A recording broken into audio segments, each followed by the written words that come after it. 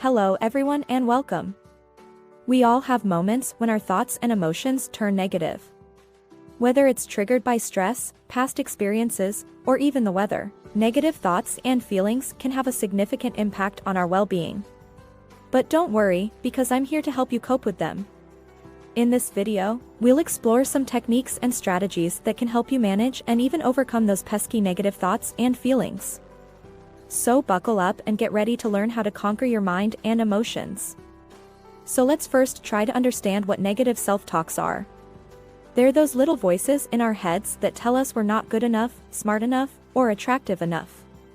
They're the thoughts that make us doubt ourselves and our abilities, and they can have a significant impact on our mental health.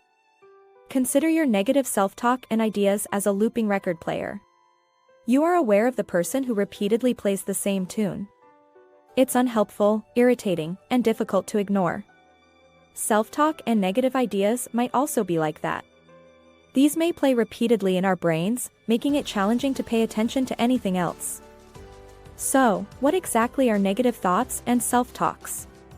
So, it's actually rather easy. Self-talks are the things we say to ourselves in reaction to negative thoughts, which are thoughts that emphasize the negative elements of a situation. For example, if you're about to give a presentation at work, negative thoughts might include, "I'm going to mess up," or "Everyone is going to think I'm terrible." It's comparable to attempting to parallel park and telling yourself over and over again, "I'm going to crash the car behind me," or "I'm not going to be able to do this." Once you begin to hold those beliefs in your mind, they start to come true. The truth is that self-talk and negative ideas aren't always correct. Instead of being grounded in reality, they frequently reflect our anxieties and insecurities. It's similar to when your mother asks you to put on a jacket even if you don't believe it's necessary since it's cold outside. You can feel okay at first, but the cold will soon catch up with you. So are there any negative impacts of negative thoughts on mental health? Yes, our mental health and well-being can be negatively impacted by negative beliefs, which can linger in our minds like a threatening storm cloud. The longer we hold on to these ideas, the more they seem to take on a life of their own, growing more powerful and overwhelming.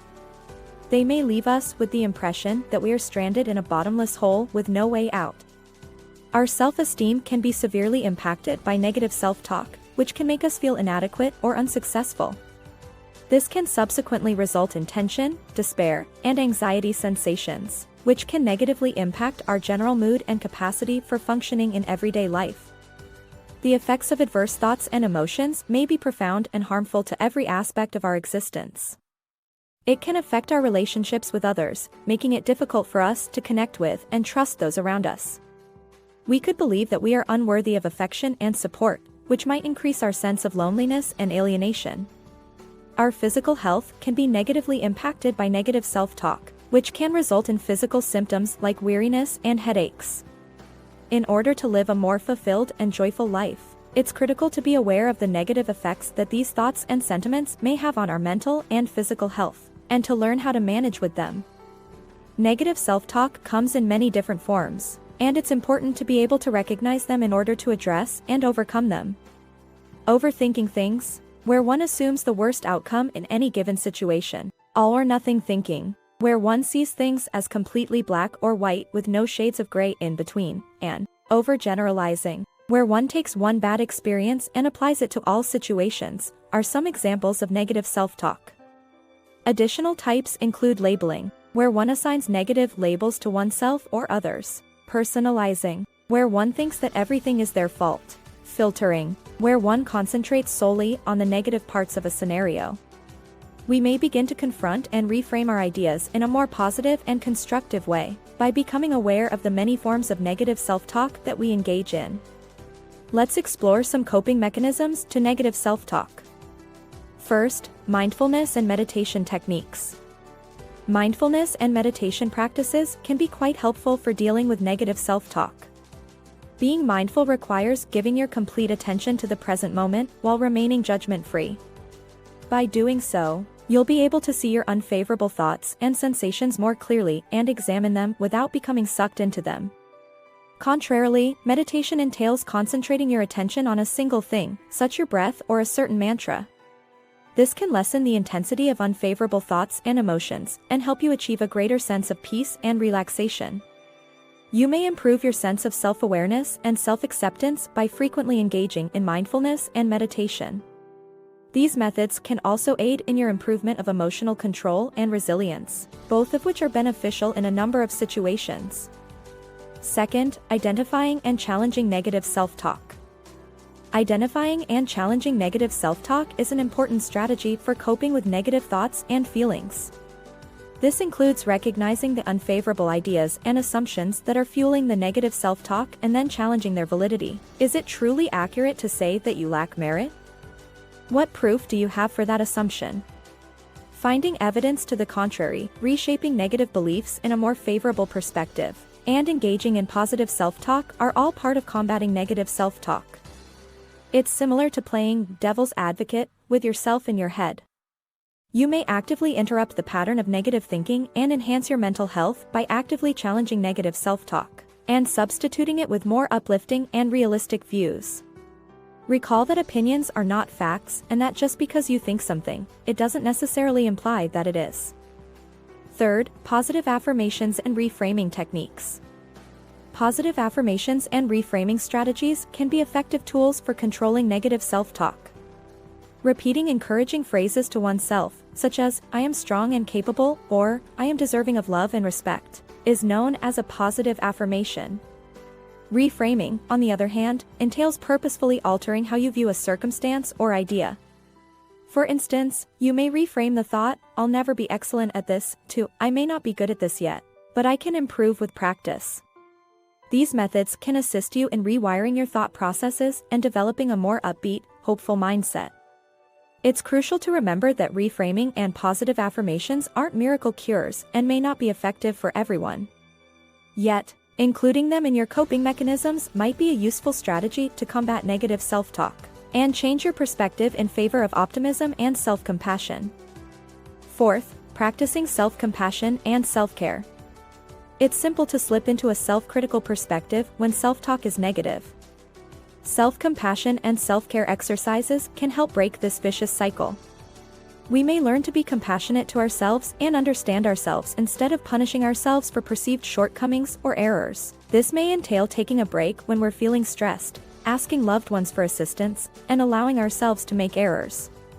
We may develop a more empowering and caring relationship with ourselves by putting our own needs first and accepting our own humanity. This can not only support us in overcoming negative self-talk, but it can also result in a richer, more genuine existence. So the next time you notice yourself talking badly to yourself, take a minute to exercise self-compassion and keep in mind that you too are worthy of love and care. Fifth, seeking professional help. Negative self-talk might at times feel overpowering, and despite your best efforts, you just can't seem to get rid of it. Seeking expert assistance might be a great choice in such circumstances. A safe place to examine your ideas and feelings may be provided by mental health experts, such as therapists or counselors, who can also assist you in coming up with techniques to stop self-talk that is unfavorable to you. They may help you understand the underlying reasons of your self-talk, offer tools and ways to deal with it, and collaborate with you to develop objectives and monitor your progress. Getting help from a professional doesn't make you weak or unable to control your emotions. Instead, it requires fortitude and bravery to acknowledge your need for assistance and to act accordingly. Thus, if you feel like you're trapped in a loop of unfavorable self-talk and are having trouble escaping it, think about getting help from a mental health expert. Just as crucial as maintaining good physical health is maintaining good mental health. Now let's talk about the power of acceptance. Our lives may be drastically changed by the power of acceptance, especially when it comes to our mental health. Fundamentally, acceptance entails seeing what is taking place in our lives without attempting to alter or influence it. It involves accepting all of our ideas and emotions, regardless of how unpleasant they may be. Acceptance can be a difficult concept to grasp, as it often goes against our natural instinct to resist and fight against negative thoughts and emotions. Yet the fact is that acknowledging these sentiments and ideas may really make you feel calm and relieved. The ability to escape the vicious cycle of negative self-talk is one of the key advantages of practicing acceptance. Negative emotions and ideas only get stronger when we fight against them or attempt to suppress them. Nevertheless, they lose their influence on us when we accept them. Acceptance can also result in increased self-awareness, which enables us to recognize and comprehend our own thinking and behavior patterns. There are a few ways that might be useful for practicing acceptance. The first is to merely notice and recognize our thoughts and feelings without passing judgment. Using mindfulness techniques, such as meditation or deep breathing, is another way to help us stay in the present. We might also try to change the way we think by finding a more upbeat or impartial perspective on a topic. Ultimately, the strength of acceptance rests in its capacity to support us in locating calm and comprehension throughout trying situations.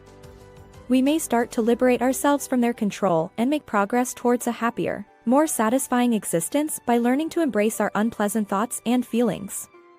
Traditional techniques like mindfulness and meditation are not the only ways to deal with negative thoughts and sensations.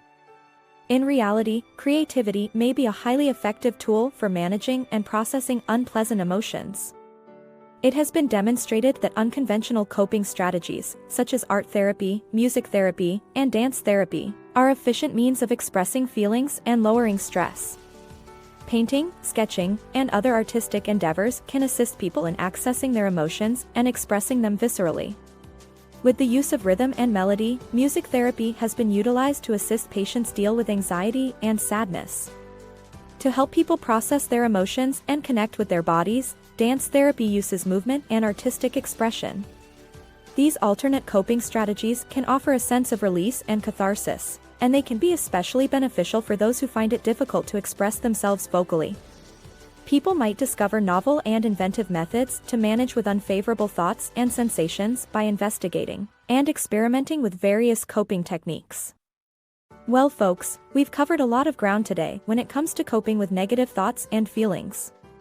We've covered a wide range of topics, including confronting negative self-talk, cultivating self-compassion, and getting help from a professional.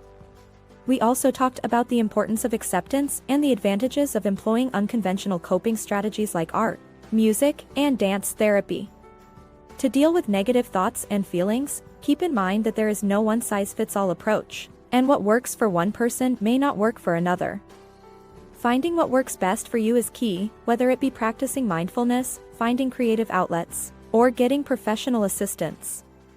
The most crucial thing is to remain open-minded while treating oneself with kindness. Go on and continue the good battle because, in the end, maintaining your mental health is worthwhile. Lastly, folks, if you enjoyed the content and want to see more of it, hit that like button and leave a comment down below. And don't forget to subscribe to my channel for more exciting videos coming your way. Your support means everything to me, and I can't wait to bring you more amazing content that will knock your socks off. So hit that subscribe button and join the crew. Let's keep the good times rolling.